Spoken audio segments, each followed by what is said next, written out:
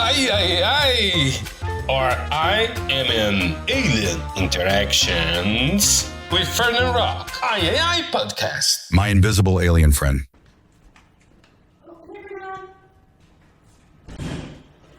Hey, Jen.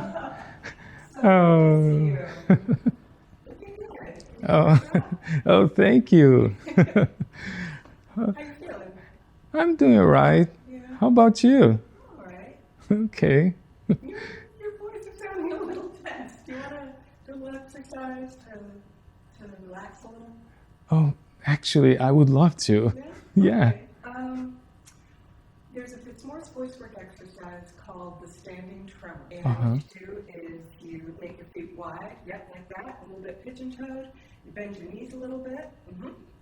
Wide hip flexors and just open up across the heart. Long neck, and inhale and let it out through your mouth. Yeah. How does that feel? Oh, that's great. Thank you so much, Jen. You're welcome. It's good for just letting your presence and your energy just fill the space, you know. And you can test that. You've got if you have one of these things, have you ever seen these before? No, never. Okay, so what you do is you're going to hold the other end of that, Okay. and now let's touch palms. See what happens. Oh, wow. And detach. And touch. No way. Yeah, so our electricity is real. Like how we're connected to each other on an electric level is very real. That's fantastic. Yeah, glad you like it. It's one of my many toys that I used to help teach. Oh, you're amazing, Jen. Thank you. This is a proof for actors and students that doesn't believe that energy is real. So it's a tool to show them, right? Yeah, and I think when we try to hide or when we try to deny the existence of somebody else like we're so good at doing in Seattle, right? The Seattle Freeze. Yeah, oh yeah. This is proof. We're actually sensing each other even when we're trying not to. Perfect. Yeah. Shall we have a chat? Oh yes, please. Okay. Oh, Jen, I'm so glad to be here in your house. Thank you for opening the house for us. You're welcome. You're welcome. It's really great to see you, Fernan. Yes, it's been a while, and I really glad that we can have this conversation. You helped me so much to find my voice in English, right? Because it's my second language, and being a specialist in as a vocal coach and an actress, and working with accents and dialects, I feel so. I feel so privileged to have the opportunity to find you and work with you. So thank you so much. You're welcome. The pleasure is mine. I would love to hear about your journey and how did it start. I know you've been in Harvard, right? Yeah. And / the Moscow Art Theater School. So Mhm. it was Wow. 2 schools. Yeah. For Okay. acting and voice. Oh, that's awesome. Can you navigate with us in this trajectory, how that led you to specialize in voice? How was that invitation? Well, before I chose to specialize in voice, which would have been my worst nightmare. I was a very, very, very shy kid. Oh. And when I started acting, that was in order to hide behind something. But then I started to really care about the art form and wanted to do a great job with the art form, and then realized, oh, worst nightmare, I have to put my heart, my soul, my voice out into the world if I'm going to be any good at this thing that I care so much about. And so I was focusing more on the acting part of it, but when I was in grad school, there was a lot of rolling around on mats, making sounds, and I don't feel like it was always clearly explain to us why we were doing these things. And so I kind of was a little tense about that. But things were shifting in me. And then at one point, one of my voice mentors, she taught us Fitzmore's voice work, which was a little of what I shared with you in the other room. And, oh man, I would do a workshop and I would think, oh, I hated that. When's the next workshop? Sign me up. And so gradually all of these layers of armor came off. And in that process, that's when I learned more about this stuff as well. And that kind of got me plugged into the bigger picture. Now with accents and dialects, the same teacher was teaching us the International Phonetic Alphabet, all of that. And I thought, I can't wait for this class to be over. I will never need this. And then when I was living in New York, I got cast in a 24-character, 5-dialect solo show that went on tour called The Syringa Tree. And I was, temping and cleaning apartments at the time, but I got this micro loan from the Actors Federal Credit Union and then flew to South Africa to just sort of take in the energy, the truth of it. And I met with a dialect coach when I was there. And that went so well that people started asking me to coach them. And I thought, oh yeah, I do have tools for this, the International Phonetic Alphabet and other stuff that I learned. So then it just kept going. And that helped me as an actor. But one of the biggest things I learned was that I think when we take on a different accent or dialect, and certainly language, I think we become different people, or we expand who we are. Like, do you feel like your Brazilian self is different from your American self? You know what I mean? Yes. Yes. I actually do. It's incredible how the way we speak interferes and vice versa of how we present ourselves to the world. Absolutely. It's hard, for example, to be funny in a different language, right? It is. That's why I think humor is the highest level of any other language you can reach. Yeah. When you finally start to be yourself in another language, so you can express yourself in totality. Yeah. I think, it reminds me of how Chekhov is actually really funny. But so often when Chekhov is done in the States, it's not funny. It's all about the ha. But if you understand the perspective that comes with that sort of Russian sort of kind of, I am plodding my way through this situation, kind of a sense of humor, then it's really funny. But in some ways you need to add or wake up that persona that's lying dormant in your brain and heart, right? And that's done with language or accents and dialects. You talking about that makes me reflect about a lot of things that I figured out about myself in that experience of living here and speaking another language. For example, I just realized I used to speak a Portuguese that was not so casual.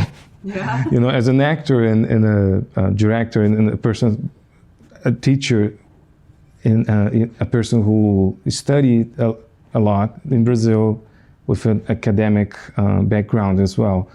I just realized, wow, I didn't know how nerd I could sound in Portuguese for, Nerdy, did you say? Nerdy, like a nerd, using some vocabulary that is not so casual sometimes in casual occasions, which it's not.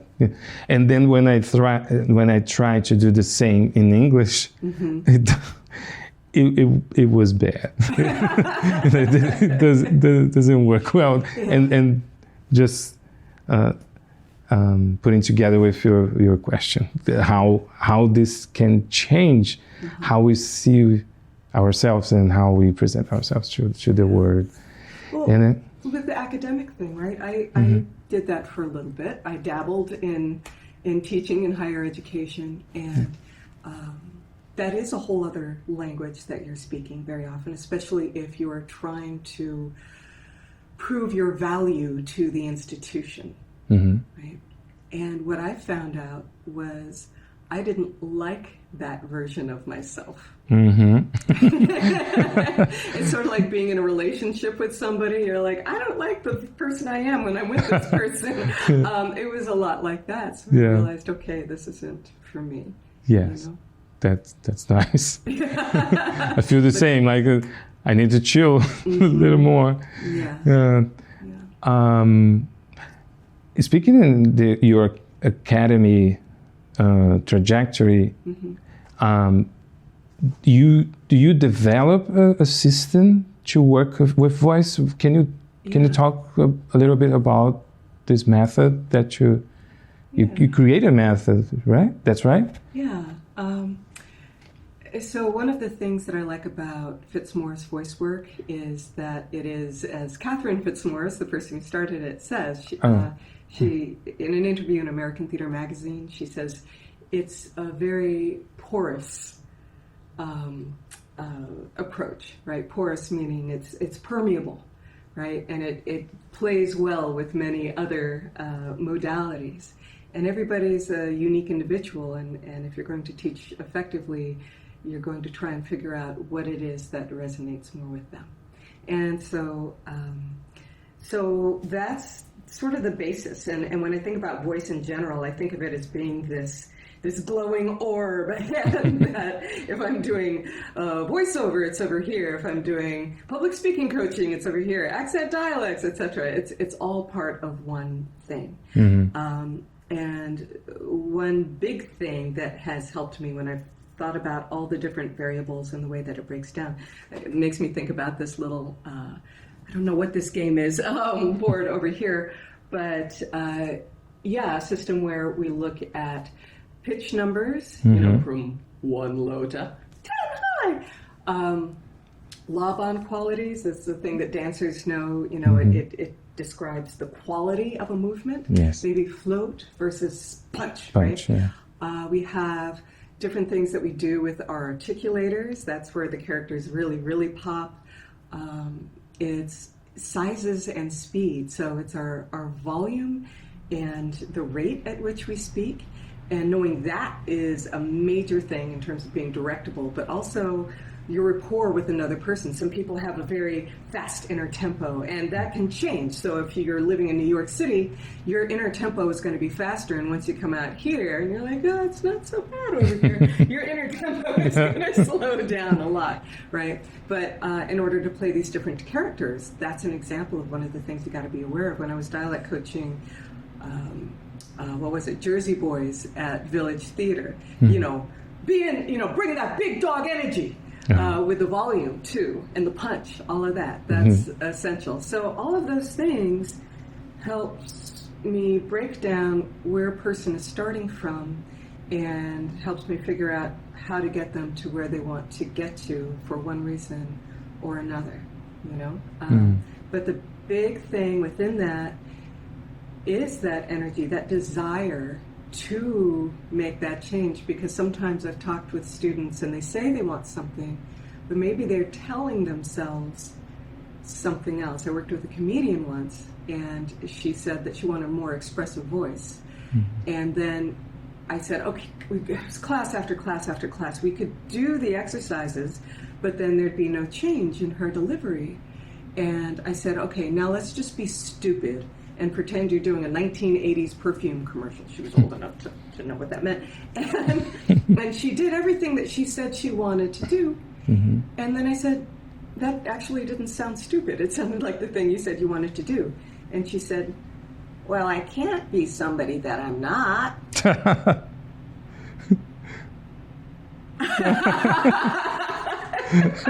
So, and with her situation, she grew up in a small Midwestern town where they had a lot of what's called the tall poppy syndrome. Have you ever heard that phrase? I wonder if there's a Brazilian version of it, where the poppy is the kind of flower, and they always say the tallest poppy gets its head cut off. So if you stand out, you get your head cut off. Oh. And that was that messaging that she could not let go of, even though a different part of herself wanted to. Right? So that's part of what keeps me interested in voice, and why I love working with individuals too, because everybody's like brand new treasure box, you know. And this is fantastic when we think about actors, because we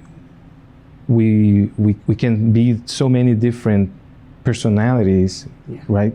We can wear different ways to be in this world, which most people doesn't have that experience, that opportunity. And how I know you were part of this app, the MFA. So how do you do this maintenance? You know, like to get back to reality after living in all these different bodies and voices, right? How do you do to do this maintenance, and you know, as Jim, not as the actor, but you know what I mean, like personally, how you get back to your base? Yeah, there are a few different things. So one is, if I feel more inclined to hold on to one rock of identity, then I have to ask myself, what is that rock of identity? If I give myself permission to be as many selves as I want to be, then there's that. And I think being older helps with letting go, because our experiences, you know, shape us so much. But right now, what I'm doing is I am training to become certified in something called PEM actor work. PEM stands for Perticamp Emotional Method, which tells us almost nothing. But what it is a frictionless way of getting into and out of extreme emotions for actors. And it's taught all through drama schools in Australia. It's been taught at Yale School of Drama, which I know has a different name, but it will always be that in my mind. It's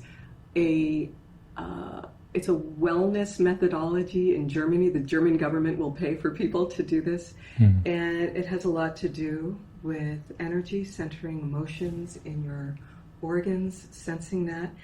And without even having to come up with any backstory, attaching yourself to any trauma or magical as if assumed trauma or joy and everything. But, you know, a lot of our stuff is about conflict.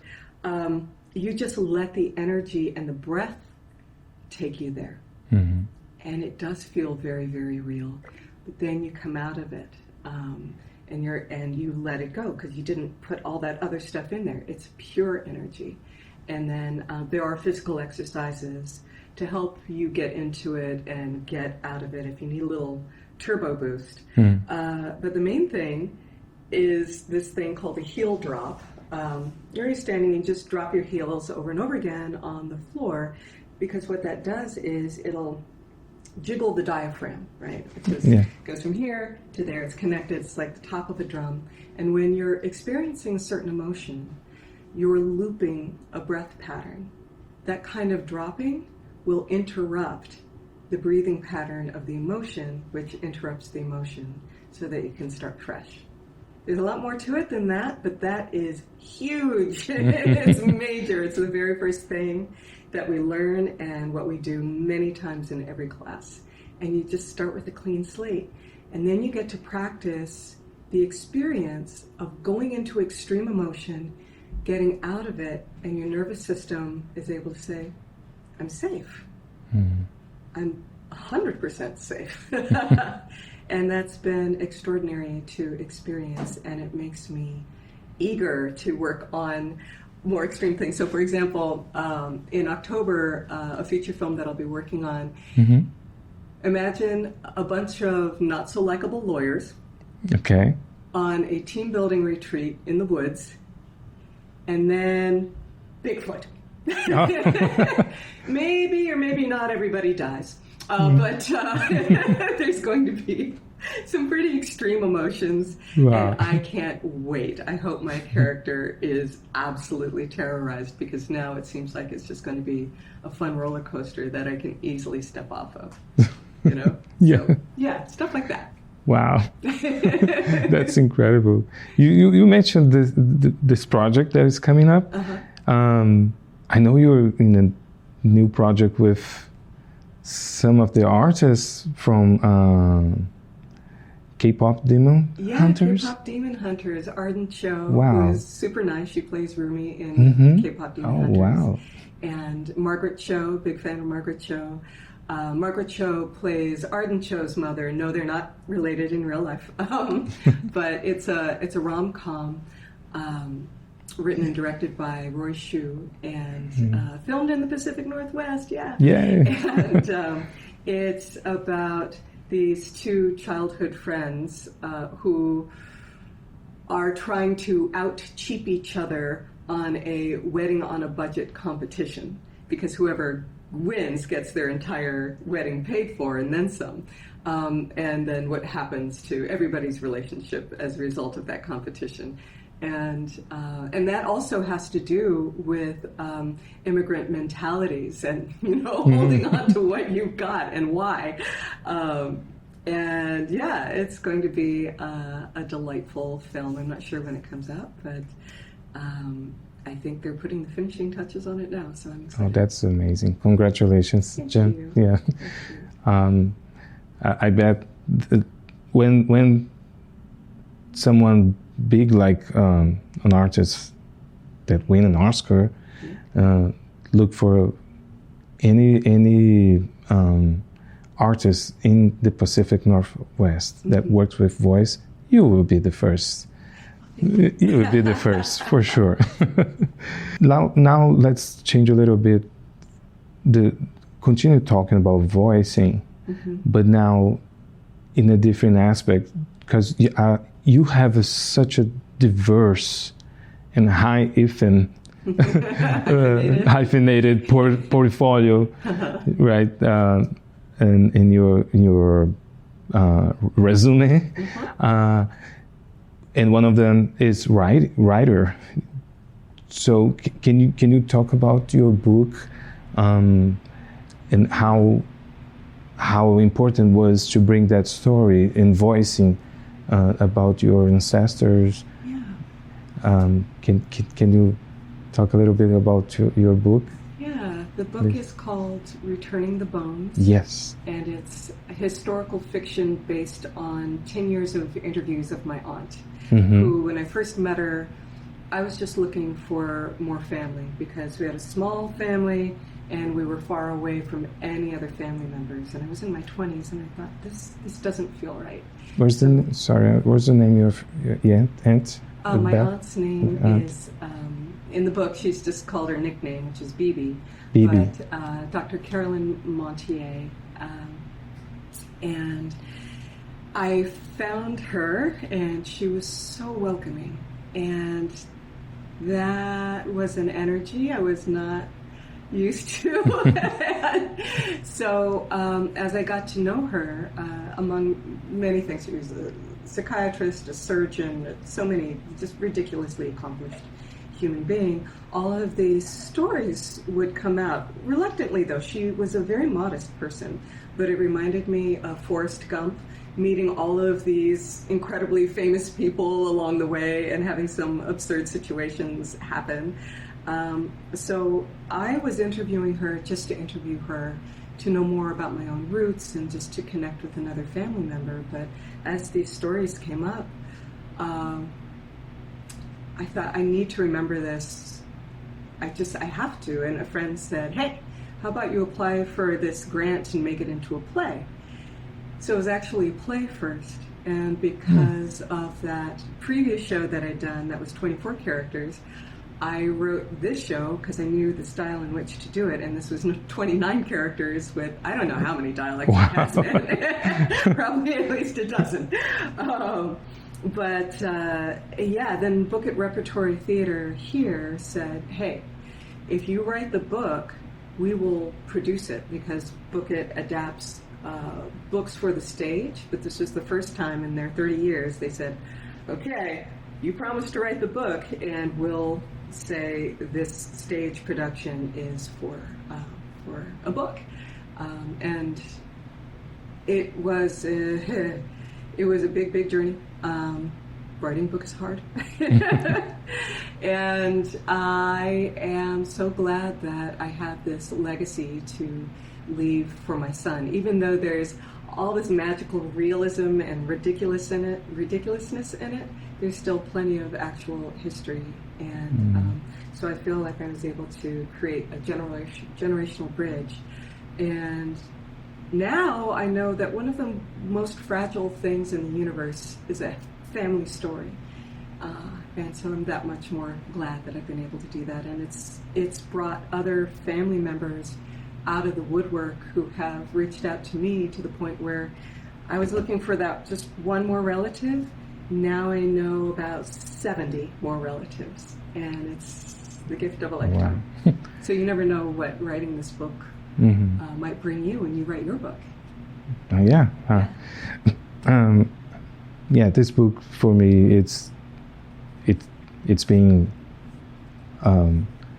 a healing process. At which I'm in the middle of it.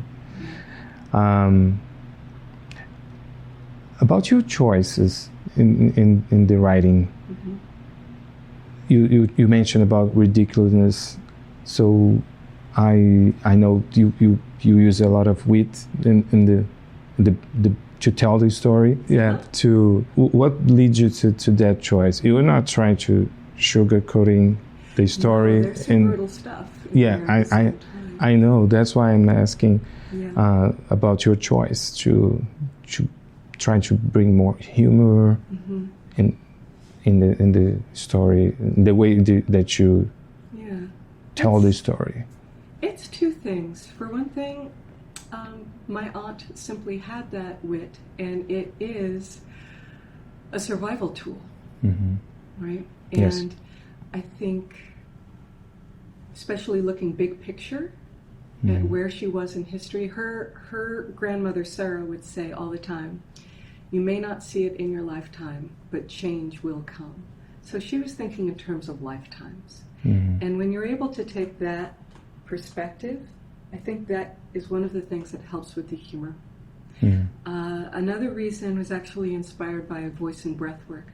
When people are tense, when those muscle fibers are contracting, they are literally less receptive to whatever it is that is being shared with them, either live, vocally, or even on the page.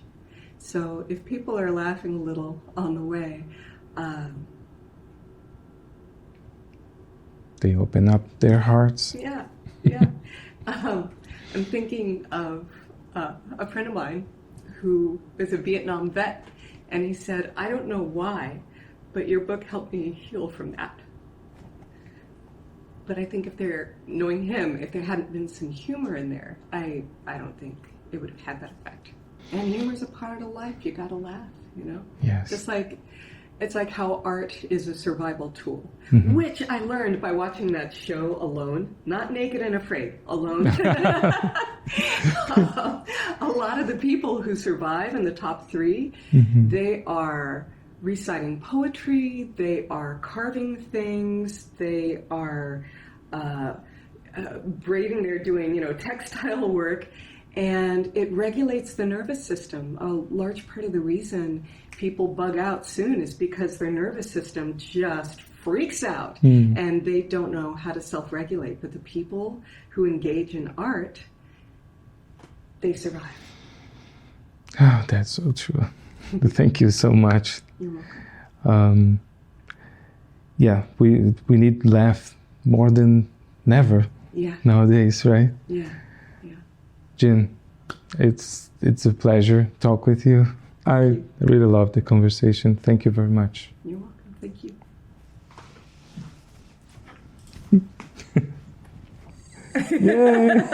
Yay!